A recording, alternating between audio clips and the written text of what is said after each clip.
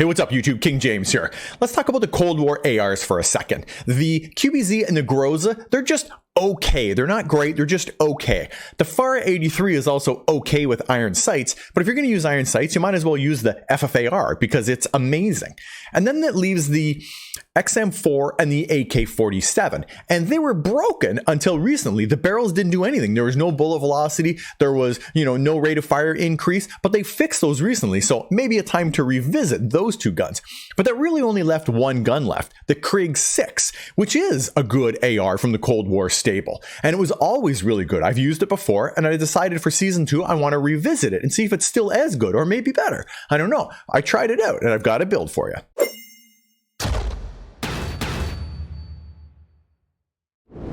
So the Krig 6 is a really good gun. At close range, it hits really hard. I have no trouble when guys are close. And if you watch right here, see these guys are in SMG range. I have enough bullets and enough damage that I can kill both of them and thirst both of them with one magazine, which is really great. When targets are moving, like this guy running right here and this next guy here flying in, I had no problem tracking and getting the downs on moving targets. It's pretty smooth. And these poor guys here, I don't think they had any idea where I was even shooting them from, but I was just able to, constantly get them down and eventually wipe the whole team even while they were moving. So the Krig 6 is really good at almost all ranges. It's really strong, and in times where it's longer distance and even when it was hard to see, I still got the down here through that stupid leaf that was driving me crazy, and really long distance here got the knock. So the Krig works really good at all ranges. So I've got my Krig 6 paired with an SMG. I just find that it's a really good pairing because you got that sort of mid-long range from the Krig 6 and then using as SMG as well on the side. I'm still leveling up the Cold War MP5, so I'll probably have a video on that later, but for right now, let's talk about my build for the Krig 6. Just before I jump into it though, I want to say thank you to everybody who's recently subbed to my channel and is here watching my videos. I really appreciate all that love and support, so thank you guys. Really and truly, thank you very much. And if you haven't subbed to the channel, consider subscribing because it really does help small content creators like myself. All right, let's get into the build.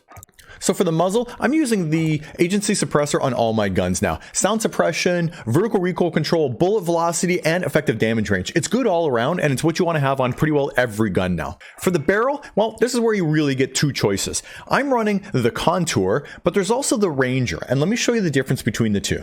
Alright, so here's the two barrels here, and the Contour is what I've been running, and it gives you a 918 bullet velocity, which is a 50% improvement, and it gives you a 25% improvement in rate of fire. That's a really solid barrel for the gun. Now, if you want to really max out bullet velocity because you like to shoot guys really far away with your AR, you can try the Ranger because it gives you insane bullet velocity at 1134. And then when we stack the agency on top, it's really going high. So this is the agency and the Contour, it's getting up to 1050. If you did the agency and the Ranger, you're going to be way into mid 1200s, which is almost hit scan. So if you really like to shoot guys far away, run the agency and the Ranger. And if you're, using the gun to shoot at more normal ranges, I would use the Contour and the agency.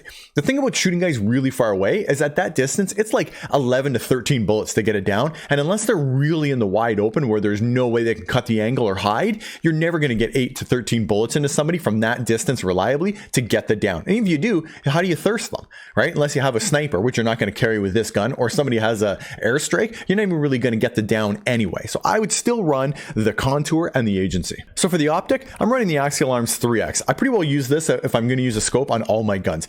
I've learned to live with the scope itself shaking, but on the guns that have good recoil patterns, like the Krig does, you can use it and have a really steady reticle. Even though the thing's shaking, just ignore it and pay attention to the reticle and the guy behind it, and you'll get all your shots. For the underbarrel, we've done enough testing. We pretty well know for horizontal and vertical recoil control, which is what you want on an AR for medium long range, that it's absolutely the best. So we're going to go ahead and choose it. And for ammunition, well, you got two choices. If you really want a fast ADS, you can run the 45 round. But because this is my medium to long range gun, I don't find that the ADS time is really as critical as it is with an SMG. So I really like the salvo mags because not only does it give you a ton of bullets, it also gives you almost a 0.6 to 1 second reduction in your reload speed, which is really amazing. And I've always find that a faster reload is better than not having one. So I'm going to run the salvo 60 round fast mag. And this is how I've been running my Krig 6, and it's been really successful for me.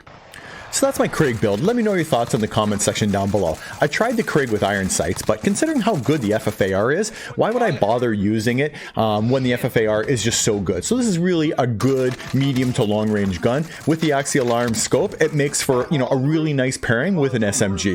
So if you're using another AR and you wanted to try something new, the Krig 6 is a really solid gun. It's the sort of M4 from the Modern Warfare guns that you can use. It works pretty well in all scenarios. So give it a shot and let me know your thoughts. Or if you've got another way that you've been running this gun or another gun that's really working for you, hit me up in the comment section down below. I love to try new builds, so let me know and I'll try your build.